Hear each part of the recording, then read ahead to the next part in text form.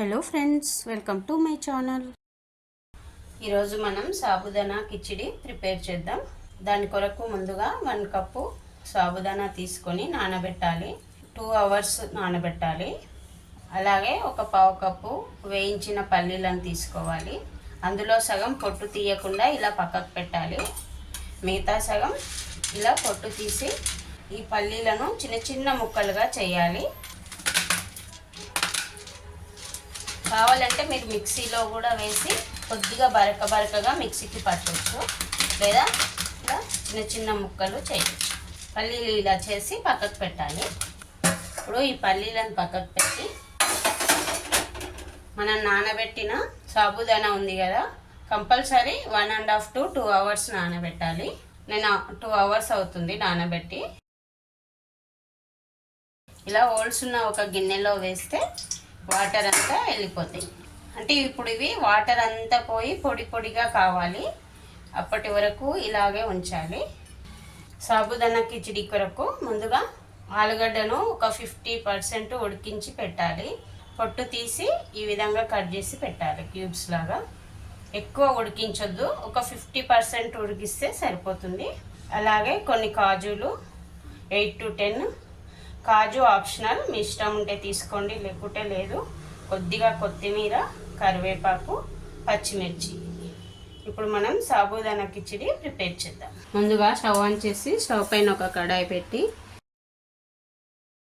అది వేడెక్కాక 1.5 table spoons వరకు ఆయిల్ వేసుకోండి. ఆయిల్ ఎక్కువ అవసరం లేదు. ఇప్పుడు ఇందులో 1/2 టీ స్పూన్ వరకు జీలకర్ర, 1/4 టీ స్పూన్ ఆవాలు వేసి ఒకసారి కలపాలి. ఇప్పుడు ఇందులో మనం వేయించి పెట్టిన పల్లీలు ఉన్నాయి కదా, పొట్టు తీయకుండా పక్కకు పెట్టినవి, అవి వేయాలి. ఇవి కొద్దిగా ఆయిల్లో వేగనివ్వాలి. అంటే ఆల్రెడీ మనం వేయించినవి.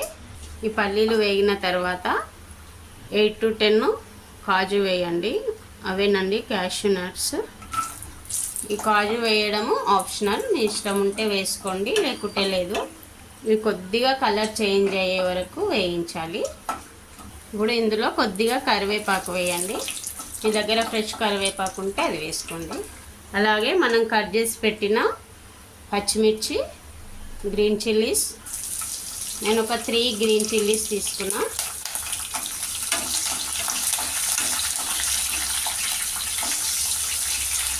మనం 50% ఉడికించి పెట్టిన ఆలుగడ్డని ఈ విధంగా సన్నగా కట్ చేసి వేయాలి. సన్నగా అంటే మరీ సన్నగా కాదు, కొద్దిగా క్యూబ్స్ లాగా కట్ చేసి వేయాలి.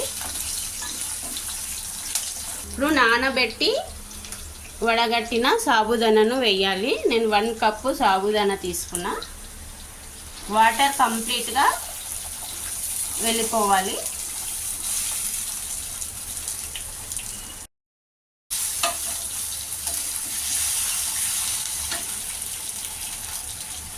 కొద్దిగా పసుపు వేయండి. పసుపు ఆప్షనల్, మీ ఇష్టం ఉంటే వేయండి, లేకుంటే లేదు. కొద్దిగా కలర్ కోసం వేస్తున్నా.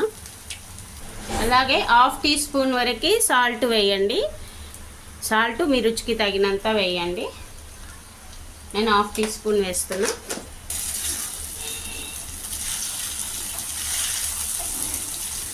ఇప్పుడు ఫ్లేమ్ని లో ఫ్లేమ్ మీద పెట్టండి. ఇప్పుడు ఒక 3 to 5 మినిట్స్ ఇలా ఉడకనివ్వండి. మూత పెట్టి ఉడకనివ్వాలి. మధ్య మధ్యలో కలపండి, లేకుంటే అడగంటుతుంది. ఇప్పుడు వీటిని ఇలా ఉడికించిన తర్వాత మనం పొట్టు తీసిన పల్లీలను ఇలా చిన్న చిన్న ముక్కలుగా చేసి పక్కకు పెట్టినాం కదా, ఇప్పుడు వీటిని వేసుకోవాలి. అలాగే కొద్దిగా కొత్తిమీరను వేయండి. వేసి ఒకసారి కలిపితే సరిపోతుంది. ఇప్పుడు ఇంకొక 1 మినిట్ ఉంచితే సరిపోతుంది. లాస్ట్లో పల్లీలు వేసిన తర్వాత, ఎక్కువ అవసరం లేదు.